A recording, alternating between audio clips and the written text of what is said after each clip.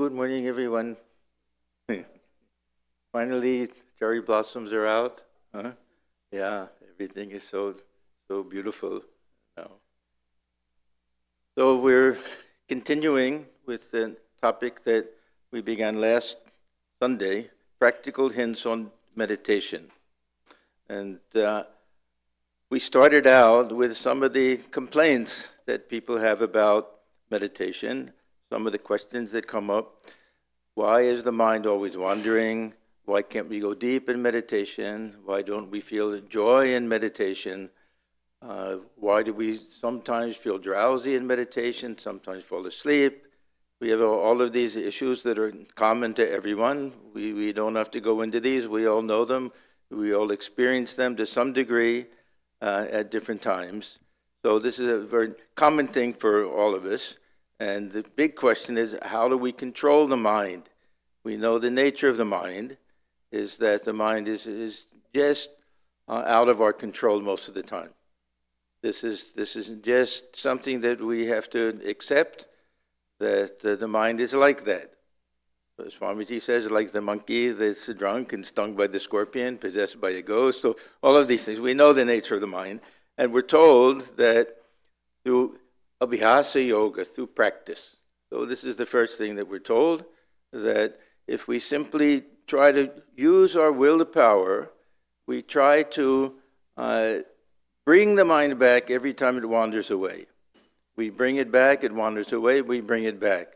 This is called the Abhyasa Yoga, and we may practice this Abhyasa Yoga over a period of many, many, many years, 10, 20, 30, 40, 50, 60 years, and we may find that it's not really working, that the mind is still wandering away.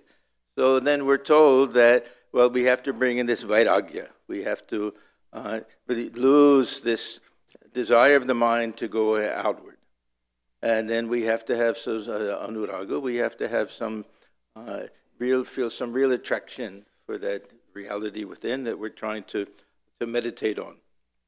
So if we simply rely on this, the willpower, this bringing the mind back, trying to control the mind, just through our inner strength, that we find that the mind is also like the curly tail of the dog that Swamiji talks about, Sri Ramakrishna talks about, that we straighten it out and we let go and it goes back again curly. So this is the difficulty, and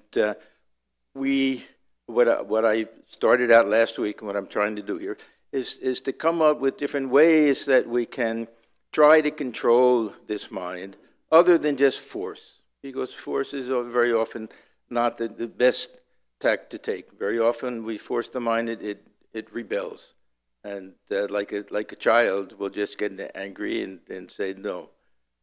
It'll simply worsen the problem. So I suggested that there are different ways of trying to allow the mind to be easily controlled or more easily controlled.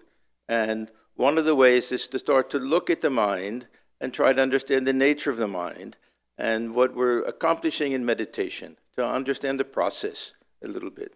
So we have this metaphysical side, the way of understanding what's really going on at the time of meditation.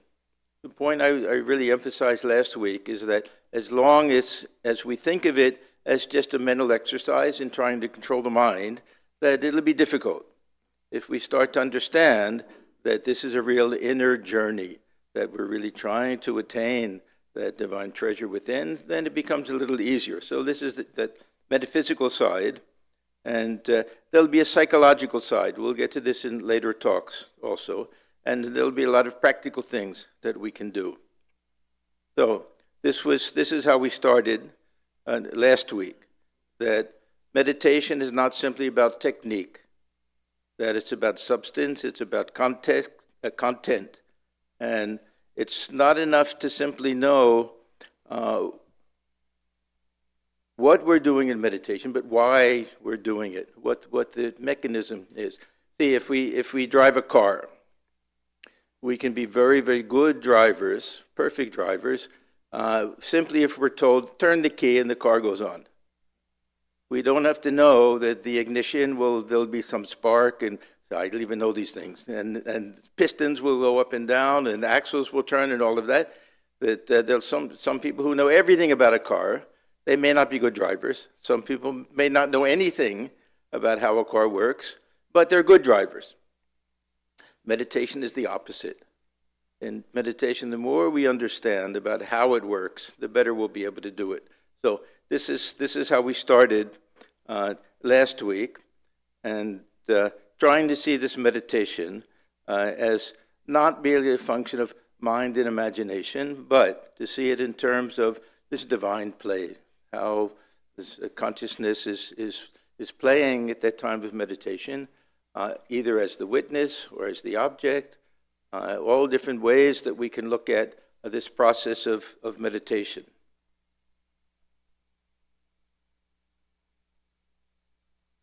And then we'll see that there's a strong psychological element to all of this, and not simply the mind is wandering, because it's the nature of the mind, but what are those little things that are causing it to wander? What little desires do we have? What are these hidden samskaras? This will be that psychological side. Then there'll be a devotional side. And what is it that draws the heart? What is it that really will make meditation something that brings joy to us and that has the power of attraction for us? So I started last week with one model that we can say is the Sankhya Yoga model of meditation. This all goes to the question of mind. How do we understand the nature of the mind and the role of the mind at the time of meditation?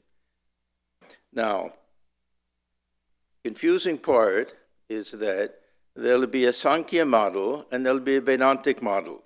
They'll be different. Sankhya model will look at the mind as an instrument, look at the mind as part of nature, part of Prakriti, composed of the three gunas. It'll have some subtle reality, it'll be composite, it'll be, we'll have all of the illustrations of the water inside of the pot and the reflecting sun and everything. So this will be a dualistic Sankhya yoga model, but almost universally accepted in Vedanta. Because Vedanta can accept these things from the relative point of view. Now, there's a somewhat different way that we can look at all of this. I'll call it from the Vedantic point of view. And Sri Ramakrishna seems to like this point of view. We'll get to all of these things. From a philosophical point of view, metaphysical point of view, we can say, well, it's completely different.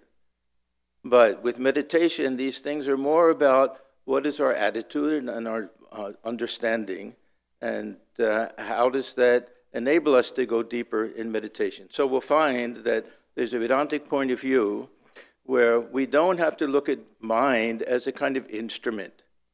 We can look at mind as really just the surface of this ocean of consciousness. Just floating on the consciousness, and the mind will not be reflecting consciousness, but it'll just be that kind of, we can say, the waves and everything, the surface. If we go beneath the waves of this ocean of consciousness, we'll get to that reality underneath. So this is what I want to focus on today, this non-dualistic type of approach. The mind is really not considered something different from consciousness. It's consciousness broken out into waves, we can say. So we have the surface area, which will manifest itself as thought, as feeling, as emotion, as imagination, all of the things that we know about our conscious life. And this is all the surface of consciousness. So where is the mind in all of this? Now, this is another interesting question. We have Buddhist traditions, they call no mind Buddhist traditions. That where do we see this mind? How do we experience this mind? How are we convinced that we have a mind? Now, it's a funny question. It's a very funny question, but do we ever experience the mind itself? We certainly don't see it. Do we ever experience the mind itself? If we think about it, we experience thoughts, emotions, feeling, everything, all of the things that float before the screen of consciousness we experience, and we assume that there has to be something underlying that, which we call mind. Now, if we think about external objects, that do we ever come into contact with what we call matter? We only see the surface of things. We only, if I touch a table, I'm having an experience of touch. And what exactly is there that I'm touching? Well, through my eyesight, I can say the one thing, but do I ever experience it? So Swamiji, in one of his lectures, he says that beneath this external crust that we see is something, a metaphysical presupposition that we call matter. He says, so below this external universe, something we call X. Below this internal reality, it's something we call Y. So that which we say is the ground or the basis for all of our conscious life is Y. And he says, according to Vedanta, both are Brahman. There'll be the same ultimate reality that's underlying each one of these. So he says it's a metaphysical assumption or presupposition that we never come into actual contact with what we call mind. We never come into actual contact with what we call matter. That these are phenomenal experiences that we have. And what is lying beneath that is something that we only come into contact through the whatever the external aspect of it is. So we all experience what we call the changes of the mind, but it's an assumption. So what exactly is this mind? We don't know. Now, according to Vedanta, we'll say that, well, beneath this surface level is the same ocean of consciousness. This ocean of consciousness. Now, again, the point of all of this is when we sit for meditation to feel that we're actually not only coming into contact with that reality, but we are that. So this is the emphasis on, because people ask, why do I need to know all of these things about how the mind works, how meditation works? It changes. It changes the way we approach meditation and the way we feel about it. So if we take this approach, if we have this attitude, and again, these are attitudes. If somebody prefers this idea that the mind is an instrument and that will help me realize these things, fine. If somebody likes this other, I prefer the second one, to be honest.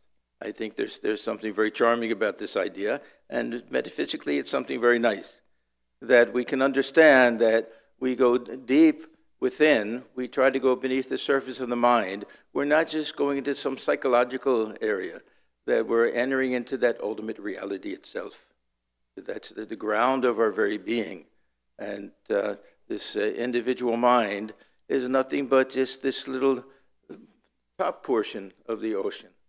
We go a little deeper and we'll see one with a whole cosmic mind and one with the whole ocean. So I want to try to explain this, not just explain it, but put it into context by using a few different metaphors. And the first one will be something that Swami Vivekananda uses that I think is also very nice. And it has to do with what we call akasha. We all know about the 5 elements.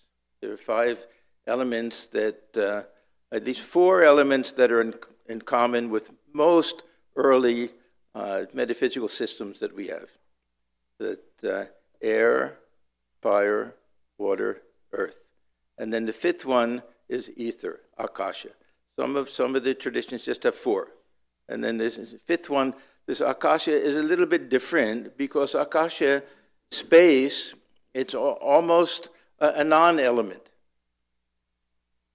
According to some, there were some schools that treated this akasha as kind of a thing in itself.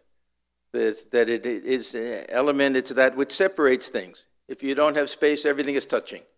There has to be something to separate things. But we understand space, everything exists within space. So space itself, akasha, is by definition empty. So Swamiji takes this and he says this is chidakasha. Chidakasha, this space of pure consciousness. Now, if we take the second element, air, vayu, we take the second element, air, then we find that air is nothing but some molecules that are suspended in this akasha. Or even we can say in the sky. What is the sky? Really, it's just these. We have these air molecules, oxygen and nitrogen and other things, and then there'll be gaps in between. They may be filled with dust and pollen and all sorts of other things like that, but everything is suspended in space. And the space between these things is vast. And so there's space separating everything, and everything is in space at the same time. So if we take this room, for example, we have so many things in this room. Now, if the chair is there, is that empty space? Anybody?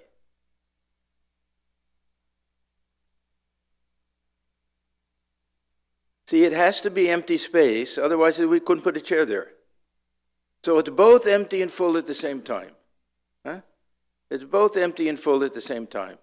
So that chair is sitting in space, but that doesn't mean there's no ether, there's no space there. It's sitting in space, suspended in space. So this is the same idea if we think of this akasha as the mind and thought, the realm of thought. It's suspended in this akasha. And every gap in between is that pure consciousness, and yet every thought is within consciousness itself, right? So that consciousness is always there, it's everywhere, it's not limited or restricted to anything. So Chidakasha and Chitakasha. Now, if we think about going to outer space, the further we go, we call it rare. The air becomes rare. What does that mean?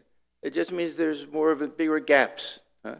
There are bigger gaps in between the different air molecules and everything. We should be able to go far enough into outer space so that within a certain limited distance, there's nothing. Now, I don't know, is this what they call a black hole? If you can reach that. Tungadi, I saw, is here. Tungadi, where is she? Did she come in? Yeah. Is that what we mean by a black hole? Not exactly.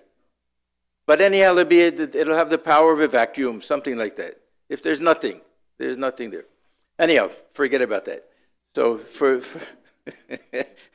I have to restrict myself to things that I know a little bit. So if we think of mind this way, then when we sit for meditation, every thought, even every bad thought we have, is just suspended in this pure consciousness.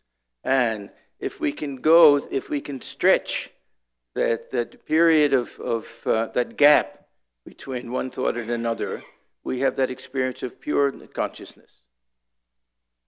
There's a beautiful statement that I'm sure others said it, but our Swami Swahananda used to say, I remember hearing him say this on different occasions, that God is experienced in the space between two thoughts.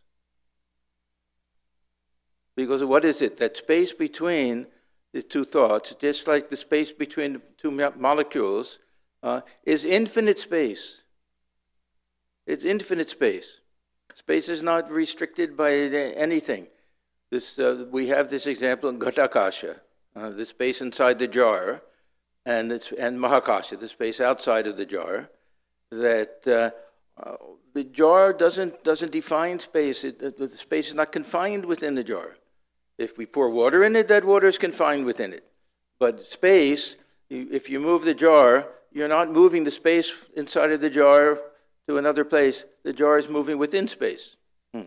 So this consciousness, this is that pure consciousness. And when the mind can attain to that state, then the mind is one with that consciousness. If we quiet the mind. So this is why Sri Ramakrishna says that pure mind is one with the pure buddhi, is one with the pure Atman. So if we take the mind as an instrument, then it doesn't work, that type of statement. If that type of statement, that means that we're looking at this from this more, what I call this Vedantic point of view.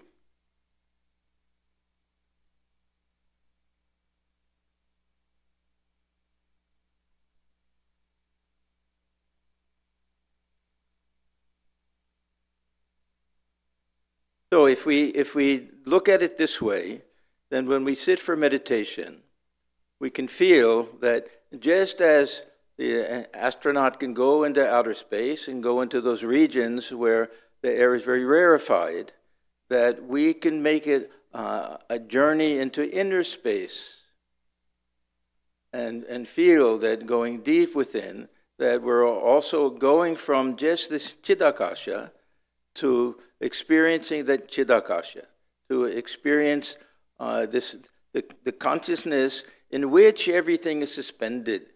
Yeah, planets and stars and everything are suspended in space somehow. And all of our thoughts, everything is suspended in this pure consciousness.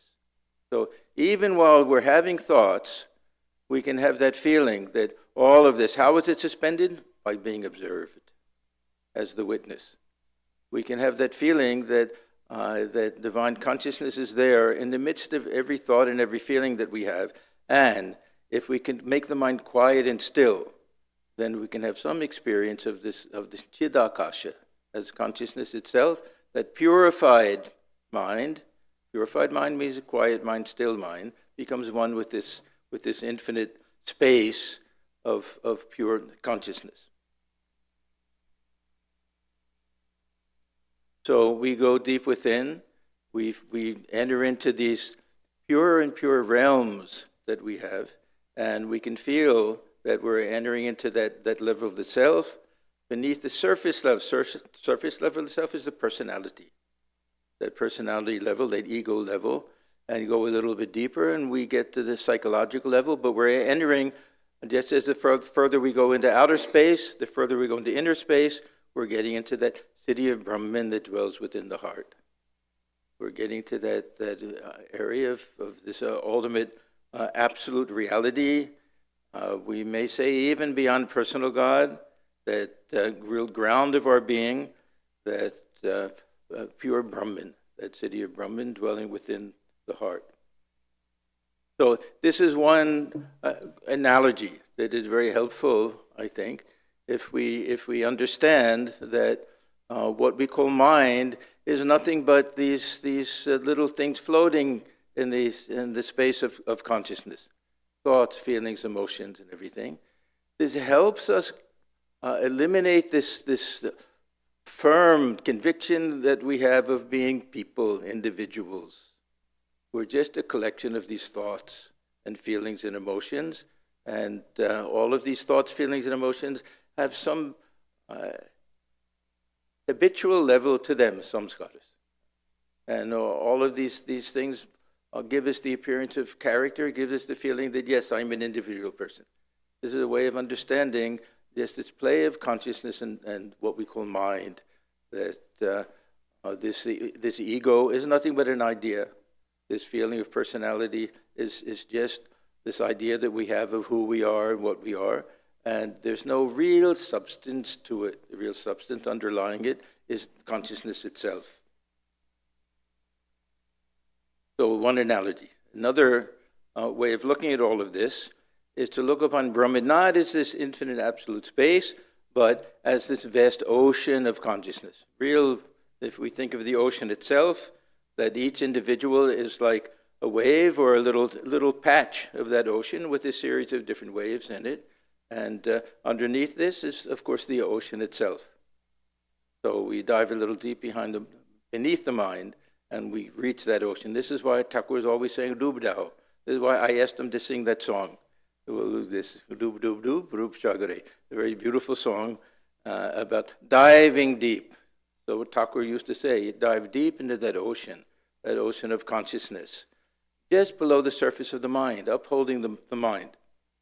So the wave is not different from the ocean.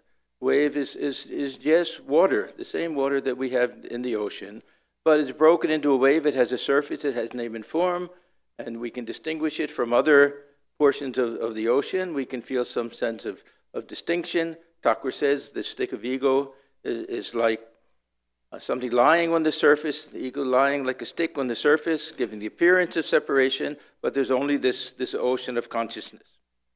So when do we understand, again, that this wave is nothing but the ocean? When the wave subsides. When the wave subsides, and then we see that there was no ultimate reality to what we call the wave, that it has a temporary reality to it. We hear this term, manonasha, that we want to have this samadhi, then we have to destroy this mind. Destroying the mind doesn't mean that we're really eliminating it. It means that, are we destroying the wave when it becomes one with the ocean? No. That water that was in the wave is the ocean. It becomes one with the ocean. It doesn't destroy itself. It merges in the ocean. So we have this tadakarakarita, this idea that now the mind has taken the form of reality when it ceases to exist with its smallness and its separation and feels itself to be one with the ocean. So what happens when we dive deep? See, when we float on the surface, we can see external things. We can see everything above the water, and we can see a little bit in the water. If the water is clear enough, we can see a little bit inside. That means we can feel our own thoughts and emotions and everything. We have our own personal life.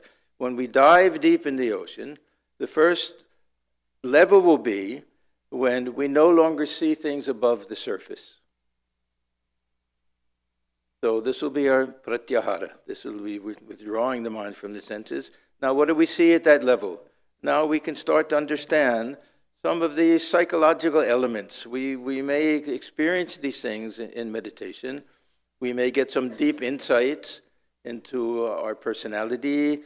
We may see why we have some of the bad habits or good habits or desires and things. We get some insight into this, what we call our personality. But we go a little bit deeper, and we may enter into that realm where we feel part of this cosmic mind.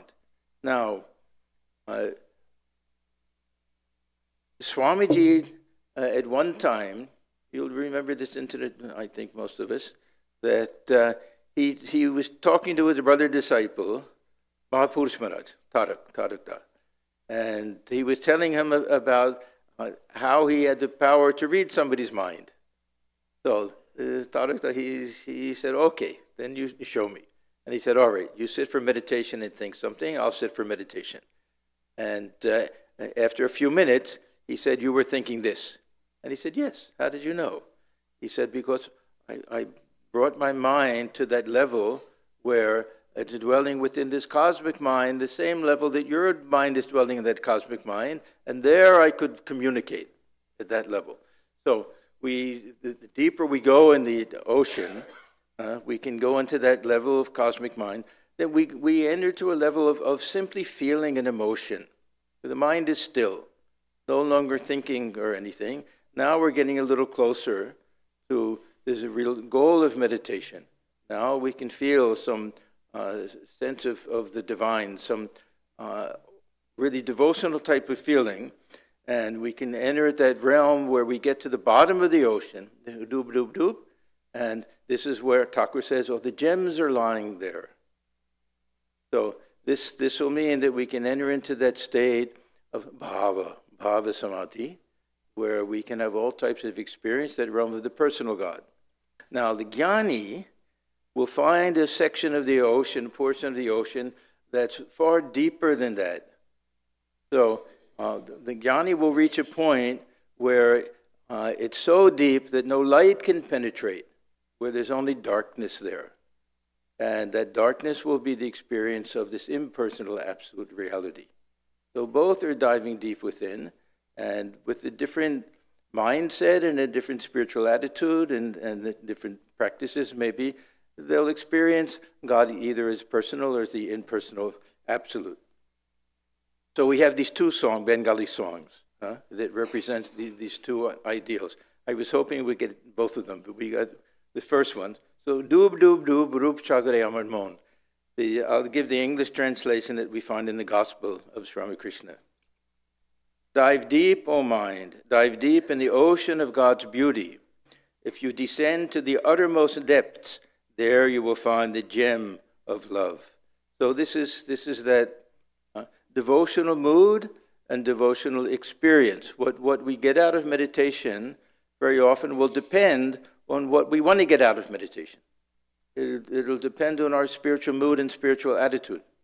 The Buddhist who goes into the highest state of meditation will not have this experience with personal God. This is not their mindset, not their worldview.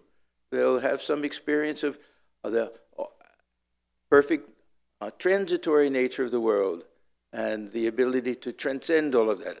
However they'll try to explain it, it'll be something like that. Jnani will have a different type of experience.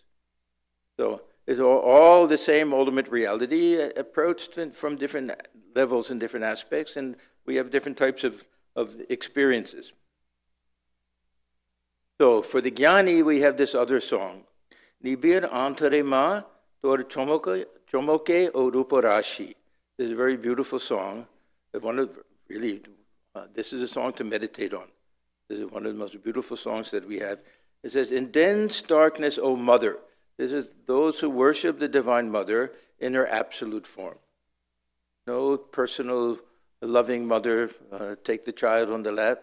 This is that infinite absolute form. In dense darkness, O Mother, thy formless beauty sparkles. Look at the language. formless beauty sparkles. Therefore, the yogis meditate in a dark mountain cave, in the lap of boundless dark, on Mahanirvana's waves upborne, peace flows serene and inexhaustible, taking the form of the void, in the robe of darkness wrapped. Who art thou, Mother, seated in the shrine of Samadhi? So this is that experience that one gets approaching God from this point of view and going deep, even beyond that realm. Sri Ramakrishna, he said when he had that vision of Swamiji, as one of the seven sages, he said beyond the realm of the personal God, there was another realm, the formless. So this is a way to access that also. We have another nice analogy that also has to do with somehow dwelling within water. There's a very beautiful way of understanding this. Once, M asked Sri Ramakrishna, what is this experience of the impersonal Brahman, the experience of the impersonal Absolute? What is that experience like? So, as Sri Ramakrishna said, think of a fish that's been released from a bowl and swimming freely wherever it wants all around. And then he said, there's a place I want you to take me to. One day we'll go and look at it.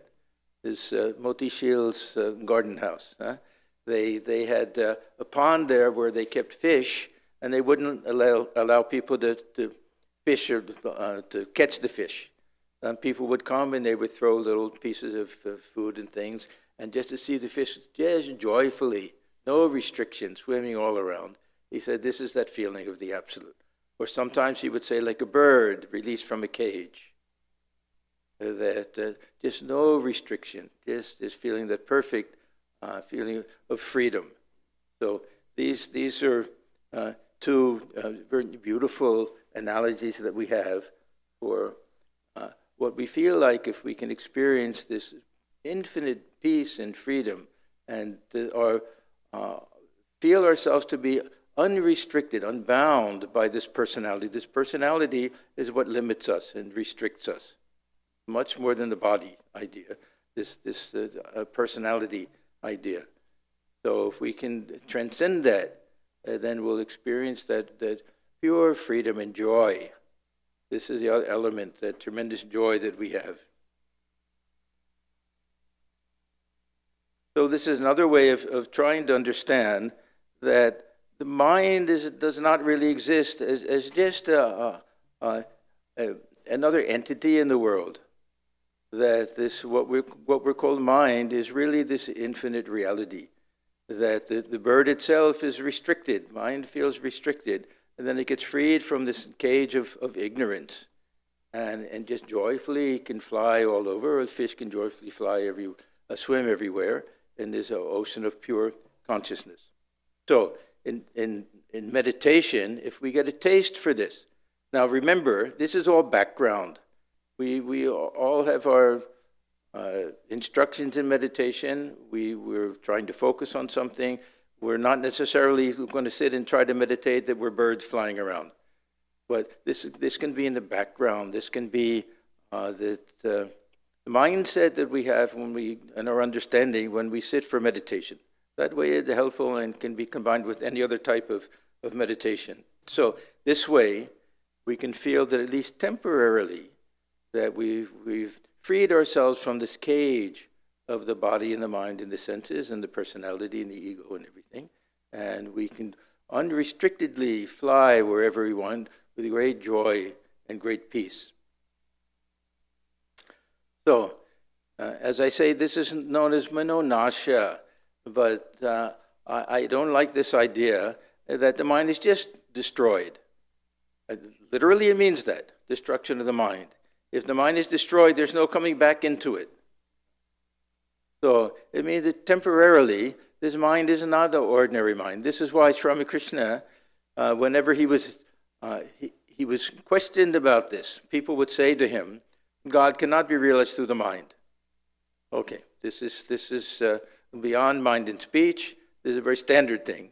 But he would object slightly. He would say, no, it's not entirely true. God cannot be realized through this ordinary mind, but God is realized through this pure mind. And really, this mind has to be functioning on some level for us to have any type of experience. So this is why we have this idea that the mind now is expanded. The mind has taken the form of the absolute, or the mind is merged into the object of consciousness, or it's disappeared, ekagrata, in that one single point. But the mind has to be fully awake. It has to be fully awake for us to have any type of higher type of experience. Thakur sometimes explains it, just going to higher levels of this kundalini. That each time it goes to the next higher level, that our experience is different. And when we get to the highest level, then merged in that infinite absolute reality. So this understanding of what is the nature of mind, the nature of self, relationship of mind to pure consciousness. We may like this other idea, mind is the reflector, mind is the instrument through which we realize something higher, or this other idea that what I'm calling mind, which I never really have contact with, is just that infinite absolute reality that will have its little surface area, that will have some type of restriction to it. So this type of understanding is helpful. It doesn't solve all of the problems.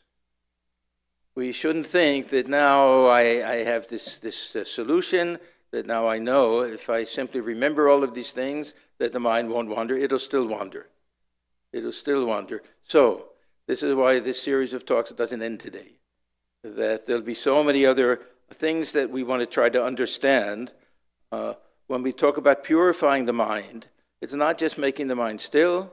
We have to look at this psychological side. We have to look at why we have these tendencies for the mind to wander, especially for the mind to wander where it's wandering. There'll be specific reasons for these, and we have to do a little bit of this inner searching to this psychological level of the mind, to understand why we have the desires that we have, why we have these tendencies and samskaras and everything, because every thought that we have has a desire behind it. And the mind doesn't wander at random. They seem like it's random, but it's going in the direction that this subconscious mind is taking it to. That there's something beneath all of this, whether we understand it to be mind or what. That this level of this ocean of consciousness, there is this samskara level to all of that. So a little bit of an understanding of these samskaras, and an understanding that when we're diving deep into the ocean, there'll be a level of sharks and other alligators and things that we have to deal with. This is why many people feel, why when I go to sit in meditation, I want to think of God, all these strange thoughts come up that I had no idea that I had. That we have to deal with these things also. So there's an understanding of this nature of the mind and everything. This is one thing, but we also have to learn how to deal with all of these other psychological things that will come up. So this will be a subject of later talks, and then there'll be many practical types of things also that have a routine, have a fixed place, have some devotional atmosphere and everything. There'll be many things that can be helpful in meditation. So let's stop here, and I want to have a sit for a few minutes, and we can try to feel that if we can go beneath the surface level of the mind, we're automatically entering into that divine realm of consciousness. That it's not something distant from us. The mind is just this surface. That every thought is being upheld, just like the clouds are floating in the sky. That we can't imagine it without the sky itself, and the cloud is really nothing but sky. There's no real distinction. It seems to have taken a separate form, so we can feel that we're being upheld and supported by this divine firmament of God, and that we can feel that we're filled with God and find nothing but God within when we go just beneath this surface level of the mind. So now we'll sit for a few minutes.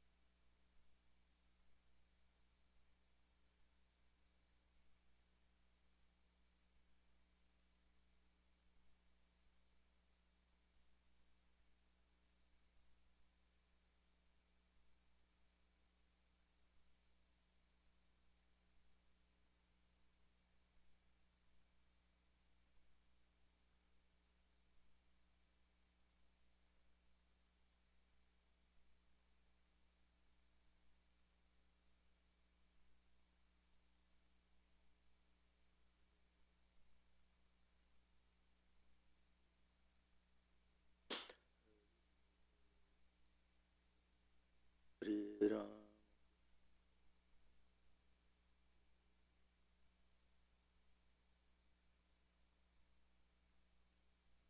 Next Sunday is our founding day, Ram Navami. We'll have puja. Sunday, Saturday night, we'll have Ram Nam. And in the afternoon, we'll have a concert by a violinist who's played, this will be the fourth time, this Milind Raikar, with his son. His son has also played, I think, 2 other times. One time it was just him. They're fantastic. But the son is equally good. The son was only 15, I think, the first time he played here, a number of years ago. And this Abhay Kulkarni, he'll be on the tabla. He also performed for us recently. So that'll be, I think, 4 o'clock in the afternoon. So everyone, please try to come for that. Thank you all for coming. Please join us in the basement for refreshments.